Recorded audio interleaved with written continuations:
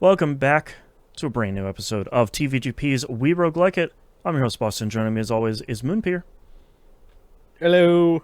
We're talking about week 3 of Mewgenics. How did things go in the House of Cats this week for you, Moon?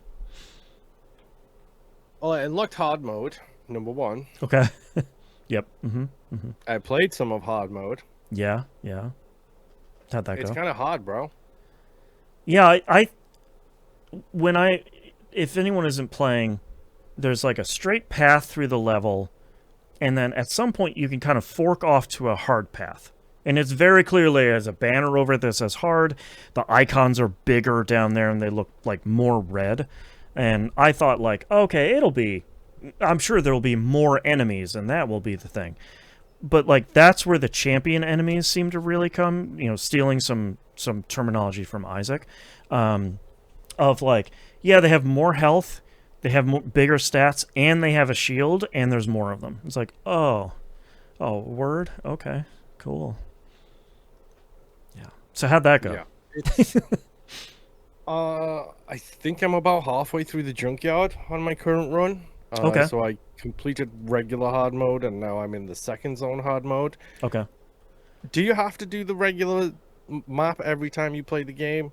Or can you like skip at some point to the later stages? You have to start that first map because it will branch off to two different branches. So like you have to do the alleyway, Yes. and then that branches off into either the junker and the graveyard or the sewers and the caves. So like that's your kind of branching point. Okay.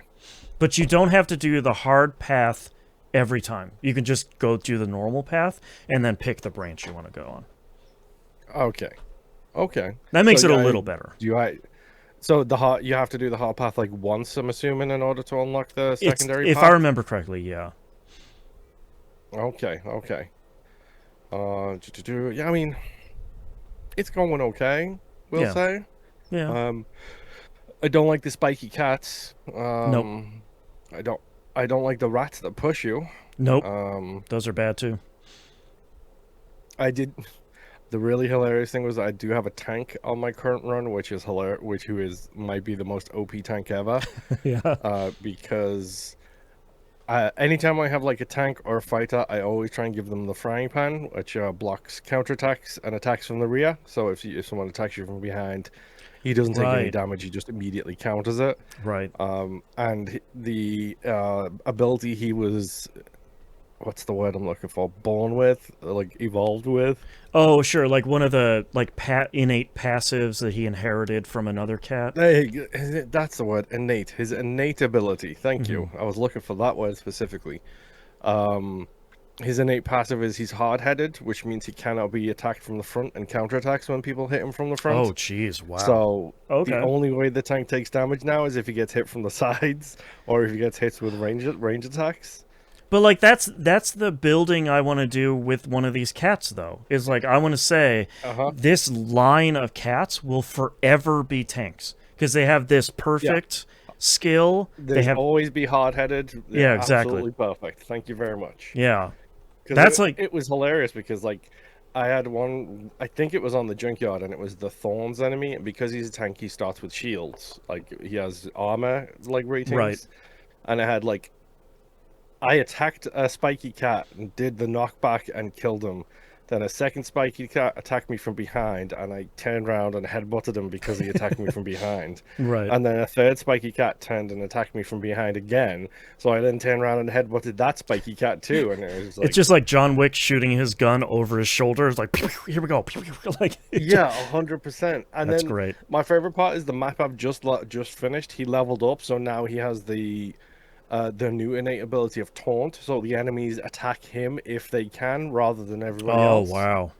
Perfect tank. And I'm like, yeah, bro, bring it on. Like, just bring it on. Come and attack him from the front, attack him from the back. I'll just put two people on the sides. The problem solved. That's so good. I love it. Like, yeah, it's going okay, but it's very much the similar things that we've talked about previously, where it's like it's so long Yeah. to, excuse me, so long to do anything, so long to complete a map, like especially on hard mode. Like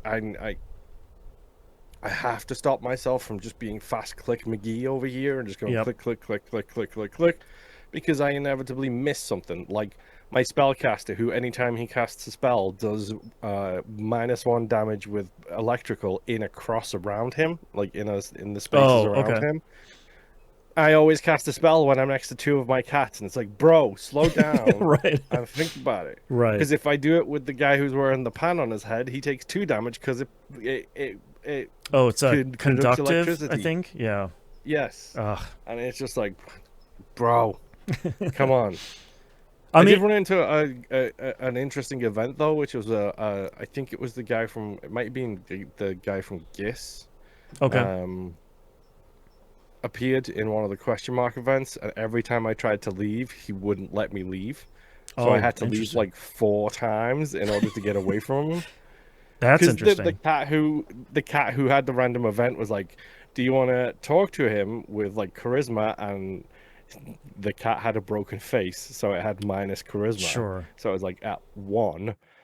Or do you want to like use your intelligence with them? And it was like one of my melee classes, so it had like 3 intelligence. I was like, nah, I'm just gonna leave, bro. Right. I don't want whatever this is gonna kick me in the face with. Right. Oh my god. Um, I had a fairly good week this week. I got through the desert. I actually fought a really interesting boss in there, and I don't remember what the boss's name was. I kind of don't want to go look it up because I don't want to get any like post-game spoilers or whatever. Um, but they on every turn they threw a d6, and deviously the d6 can do damage. So like if it hits one of your cats, it hurts the cat and like does another reroll. But the boss's attack changes on which side the d6 lands on, and the Mhm. higher the value, the more damage it's going to do. So like if they rolled a 1, they confuse themselves. If they sorry, they confuse themselves. I got confused. If they roll a 2, they just like lay a poop next to it. But if they roll a 6, they do this giant attack that attacks every cat on the screen and does a ton of damage. But you can also re-roll the dice by attacking it. So if it gets a 6, if you can Mhm. get to it fast enough, maybe you can re-roll it and can get like a 1 or 2 or 3. So that was kind of a fun boss fight of having something completely different, but it didn't feel like it was overpowered or anything. Like the mini boss in the desert, Marshmallow, I think her name is. Whenever she licks one of your cats, it charms them for a turn. But because it's Mhm. Mewgenics, I'll send like a fighter or tank up there to attack her. They'll take their turn, they'll attack her. She'll turn around and charm them, which means the cat that just got charmed gets another turn, and Marshmallow gets another turn too because they're a boss. So it's one of those things of like, I need every boss and mini boss in this game to not move 3 or 4 or 5 times in a row. Like, come on. Yes. I swear to God. Um, Yeah. Well, I did find I got something really helpful for that. I wish I could remember what class it was. mm, Well, one of my classes has if you don't have a weapon equipped in the equip slot, everybody gets a sleep dart that oh, breaks I've after seen one that. use. Yeah. Like, it's really good, to be Yeah. honest. Like I used that on the stupid mouse boss who tosses the bombs, which again, Clicky McClicks over here with his oh, I'm just gonna attack the bomb Yep. and destroy it. Oops, I have a fire damage Yep. type. I, The I bomb just exploded and did so much damage. I do have to say that song from that fight though is incredible. The King of Cats song, that one and the Desert Mhm. song are my two favorites so far. The Flush and the Poop one from the Sewers is also really good.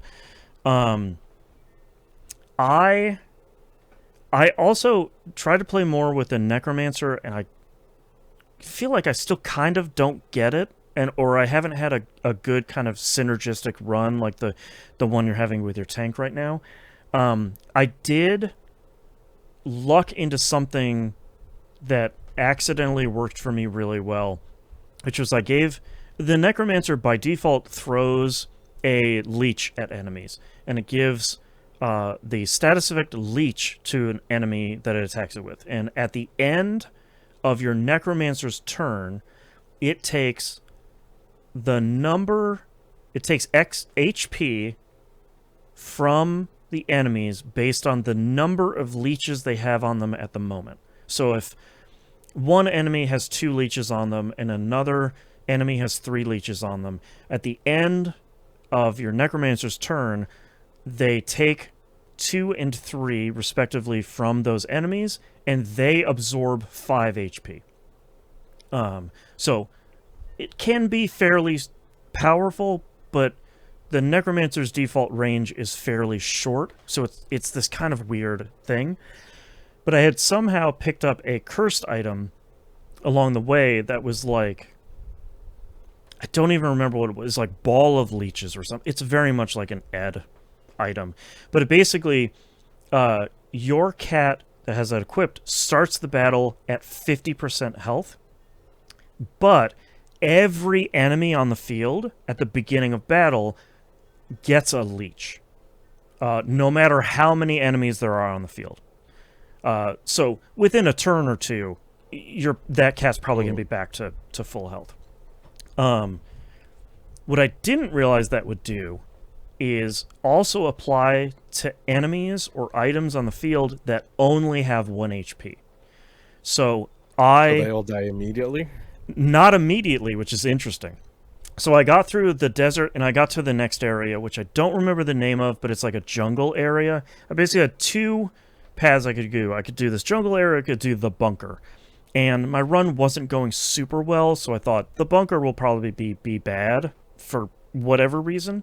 I'm going to go to the jungle. And you know how you have the weather effects up in the upper right-hand corner of the map screen? For anyone that isn't playing, sometimes there will be strong winds, and everybody will be moved 1 tile in a random direction at the end of the battle. Or there will be strong rain, and every cat will have the wet status effect on them. I went in the jungle, and I got into one of... First off, jungle starts off with a mini-boss, which sucks and is rude. That one wasn't super impossible, though. But I got into an event, and they basically asked, which one of these 3 weather effects would you like to have? And it wasn't an event that says, I'm just going to leave. One of them was like sparkles, which I wasn't sure if that was going to give my cats sparkle, which if it did is incredibly overpowered. Yeah, I've got a cat that has that as one of my innate abilities too, which is like every time it's my mage cat, and every time they heal, it creates sparkles. Oh. So I do the freeze heal too. So like I literally will. Yes, they lose a turn, but they get 10 HP back, and it causes sparkles. Oh, it's so good. So I didn't pick that one. Thank you to somebody who commented on my short on TikTok. They said it actually, sparkles gives your cats, it has a high chance of giving your cats positive mutations, which sounds incredibly good. So a little bummed I didn't pick that one. I didn't pick the Scorching Hot Sun one because I didn't want a repeat of what the desert did. So I picked Strange Looking Eggs.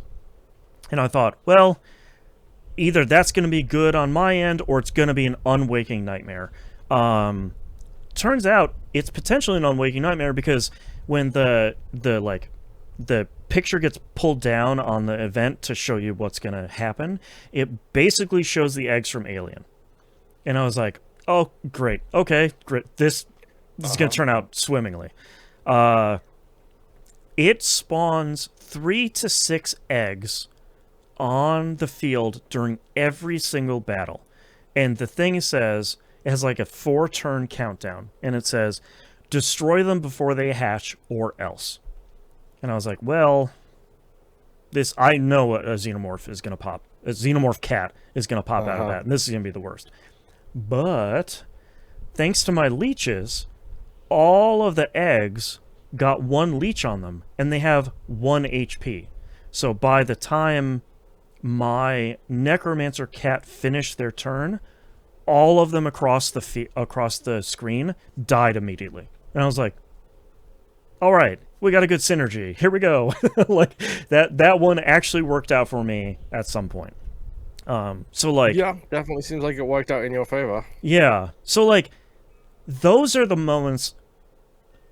Here's the thing about Mewgenics for me. Those are the moments I love, when the synergies come together, or when you have the item that is going to help your cat. So like, on the inverse of that, my necromancer that I brought in was a coffin flop necromancer build. So they have a skill that kills themselves, and then they have 2 or 3 abilities that unlock after they die. One of them is coffin flop. Basically, you fling your own dead body at the enemies and do a bunch of damage and push a bunch of enemies away. You can also do like a heal to other cats in your party once you have died. And the kill yourself move is called seppuku. Of course it is. But like, Why wouldn't it be? the bad part about that is when the necromancer downs themselves, they get an injury every single time because they died. And that's what happens to cats in Mewgenics. And if I had the item that would prevent a downed cat from getting an injury, which I have seen before, that would have been an incredibly overpowered run, but I didn't. And I don't have that in my stash bag in my house. So at that point, it's sort of like, okay, cool, my cat is just going to throw leeches for the next 2 hours on this run, and that's kind of it. So, like, that's kind of a bummer. But I think the thing that I realized at Mewgenics this week for me is, unlike a lot of other roguelikes, I feel like when a run is going well in Mewgenics, I'm waiting for the other shoe to drop. Like, Yes. I'm waiting for an event to go bad and just kill a cat. Or I'm waiting for a boss to take 6 turns in a row because that boss just does that. Or I'm waiting for an enemy that kills a cat every time it just touches it to wipe out 3 of my cats in a row. Like, I'm not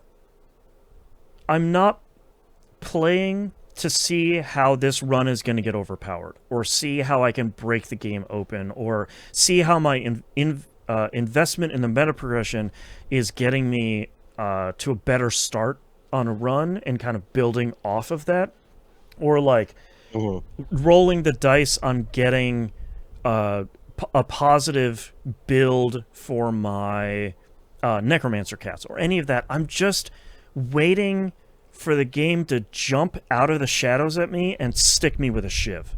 And like, that's not how I want to play this game. I don't want to keep playing and be like, okay, well, this is the event that's going to screw it up. Nope, that wasn't it. Okay, the next one will be. You know, like, I'm waiting for the game to screw with me, and that's really not what I want out of this, and not how I felt playing Herman's hours of The Binding of Isaac. You know, like, that game was hard, Yes. but I, for the longest time, never felt cruel, or never felt like it was out to get the player, and that's what it feels like for me, for Mewgenics. So will I ever shake that? I'm not entirely sure. Tune in next week, next 2 weeks, I guess. The only other quick frustrations I have in this game is the house management stuff between runs. Yes. The lack of I'm still options. upgrading. I'm so far behind on upgrades. It's unreal. I mean, I'm still so far behind on upgrades too, because like, I'm not feeding enough cats to the NPCs because runs are lasting so long. I can get like 1-2 hour run done in a week, which is like that. Yep, and they want like 15 cats for the watch, or like 25 cats. Like, Bruce is like, I need 13 more cats out of 25. It's like, bro, I don't have that many cats. Like, what do you think I'm doing here?